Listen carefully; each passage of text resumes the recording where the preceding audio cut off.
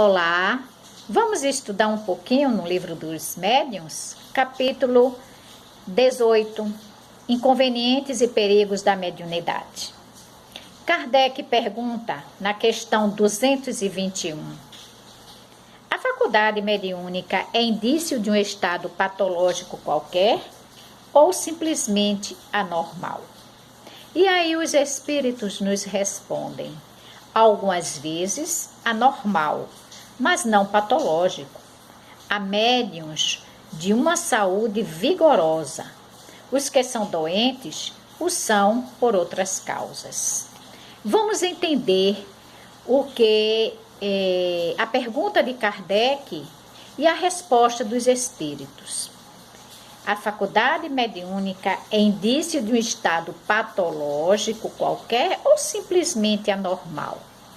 O que é que achamos?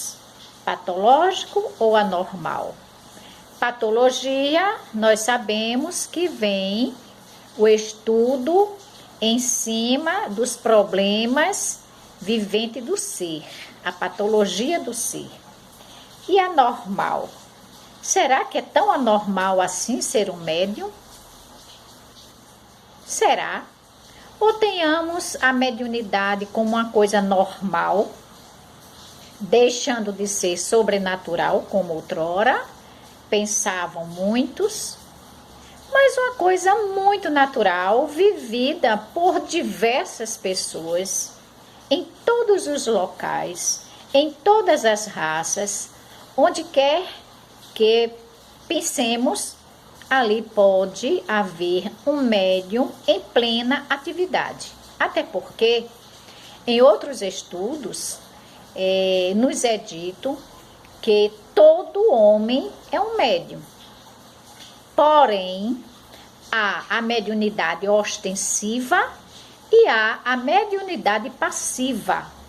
Quer dizer, você poderá ser um médium, mas através de sua sensibilidade, através da inspiração, no seu médium mais ativo, o qual nós chamamos de médiuns psicográficos, médiuns psicofônicos e outras variedades de dons mediúnicos que existem.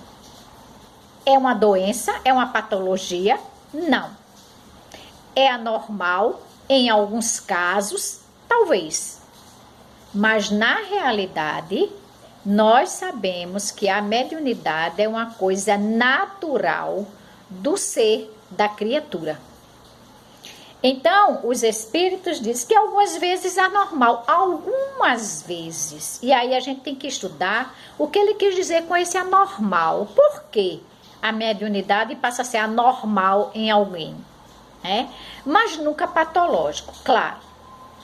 Mediunidade nunca foi doença. Quem disser que a mediunidade é doença, ele está erroneamente enganado. Nunca estudou sobre a mediunidade. E aí ele diz mais, né? Os espíritos nos dizem que há médiuns de uma saúde vigorosa. Por que ele fala assim? Porque na grande maioria os homens são doentes. Mas isso não quer dizer da mediunidade. Você está doente por outras questões, mas não é a mediunidade que vai levar você a ficar uma pessoa doente.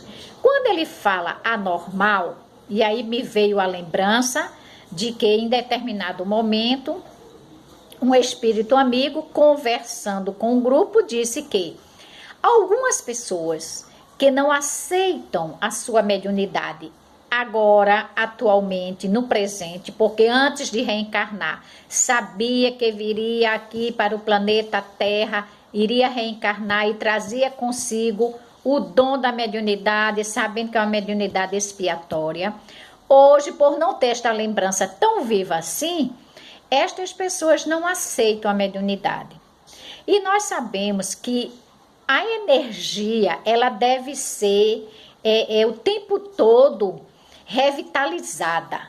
São energias que nós recebemos externamente e que, se aprisionando ao nosso campo, fluídico ao nosso campo periférico, de alguma forma ela vai afetar.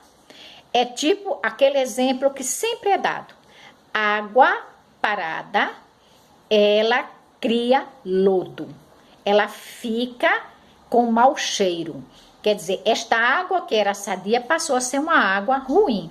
Então, o médium que não trabalha a sua mediunidade, que não aceita, não é aquele que desconhece, é aquele que não aceita, que sabe que tem a mediunidade e não aceita, aí sim, esse médium poderá, não estou dizendo que isto vai acontecer, poderá este médium ter alguns problemas pelo acúmulo de energia, pelo processo obsessivo. Aí sim, aí vamos entender como um estado anormal, que não é constante, ok? Vamos a mais uma questão. O exercício da mediunidade ou o exercício da faculdade mediúnica pode ocasionar a fadiga? Esta aí ainda é dentro da pergunta 221, que Kardec, não contentando com a resposta, queria mais. Então ele perguntou, o exercício da mediunidade pode ocasionar fadiga? E aí os nossos amigos nos diz, o exercício muito prolongado de toda e qualquer faculdade pode conduzir à fadiga. A mediunidade está no mesmo caso, principalmente a que se aplica aos efeitos físicos. Ocasiona necessariamente um dispêndio de fluidos que conduz à fadiga e se repara pelo repouso. Nós sabemos, aí no linguajar bem comum, que tudo demais é veneno. E eu já ouvi médiuns dizer que pode passar um dia todo trabalhando com os espíritos, dando passividade, sendo o instrumento. Não é normal desse médium. Principalmente porque nós sabemos que as comunicações só acontecem quando estes espíritos nos procuram para que isto aconteça. Chico sempre dizia, o telefone toca de lá para cá.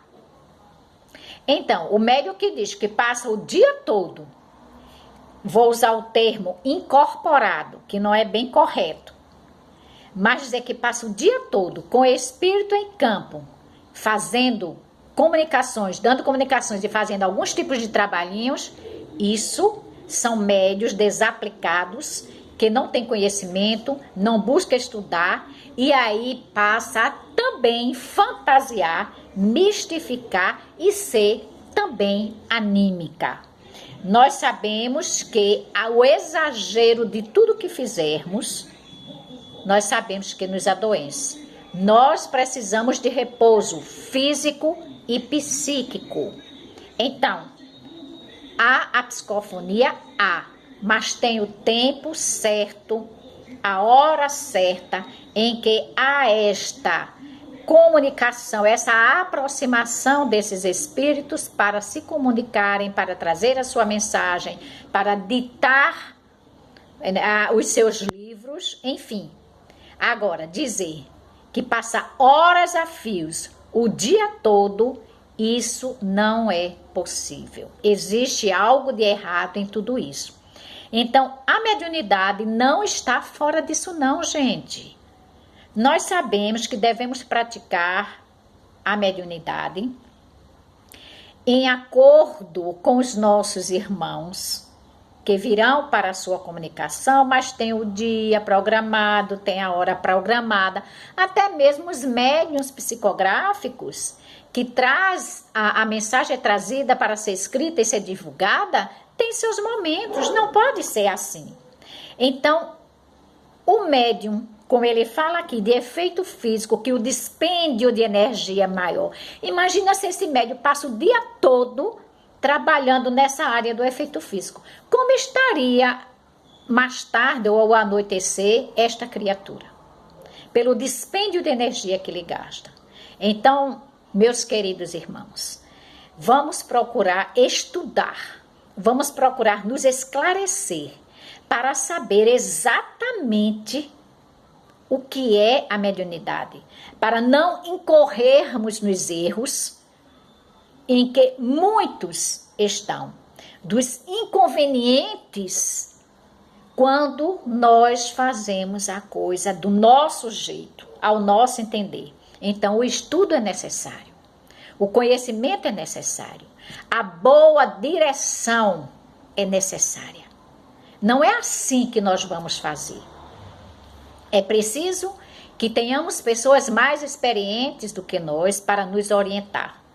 E, principalmente, atender às orientações dos nossos irmãos, que nos traz os conselhos, que nos traz as mensagens, que não é para o outro, mas sim para nós primeiro, que nós possamos ouvir, refletir e tentar trabalhar em cima dessas orientações. Ok? No próximo vídeo, nós estaremos dando continuidade a esse estudo com o item 3 e assim por diante. Tchau, tchau. Beijo para todos.